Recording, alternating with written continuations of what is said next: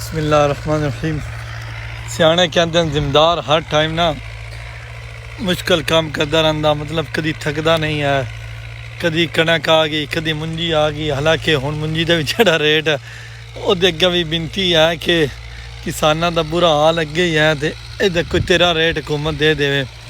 असीं ते हर टाइम ही अपने मुसलसल काम करते रहंदे हैं। जट सारी दीवार जिस टाइम पहले कणकां लाइयां, कपाह लाई, फिर मुनियां लाइयां, बाजरे लाई, जवार लाइयां, तो कभी माला डंगरा का काम करन लग पिया, कभी किसी चीज़ का।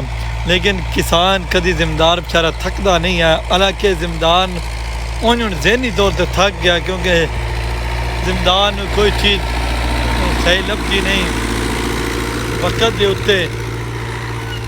ज़ाहिरी गल हुण मुंजी का तुसीं पहले कणक आई, कणक का रेट का की हाल होया, अजें तक कणक जिट्टां कोल पई है, उसका की रेट है।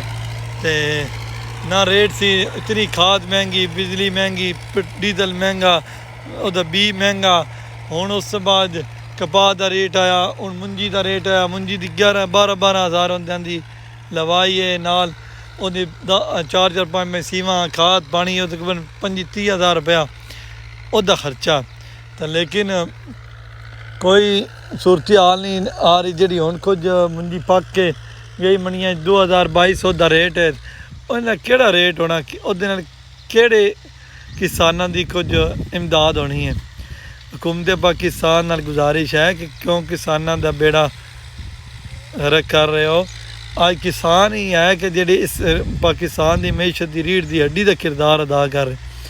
तो इत्थे साडे कोल तुसीं हुण वेख रहे हो, असीं बाजरे लाए ने। हुण ये बाग साडे शोधे हो गए, मतलब कमज़ोर। असीं इन्हां नूं खत्म कीती जा रहे हैं, क्योंकि बागां दा बुरा हाल होया, जिसकी वजह तो किसान परेशान होकर पटो पट खत्म कर रहे। उहदे विच दूजियां फसलां ला रहा ताकि कोई ना कुछ आमदन आ जाए।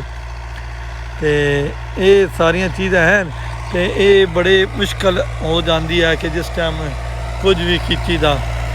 अल्लाह ताला किसानां दी मदद फरमाए। हुण तो बदलां दा मौसम, सावन भादू है, गर्मी दी अखीर है। अल्लाह ताला दी ज़ात ही है कि जेड़ा ओ कामयाबियां अता फरमाए और अल्लाह ताला बरकतां अता फरमाए। आमीन।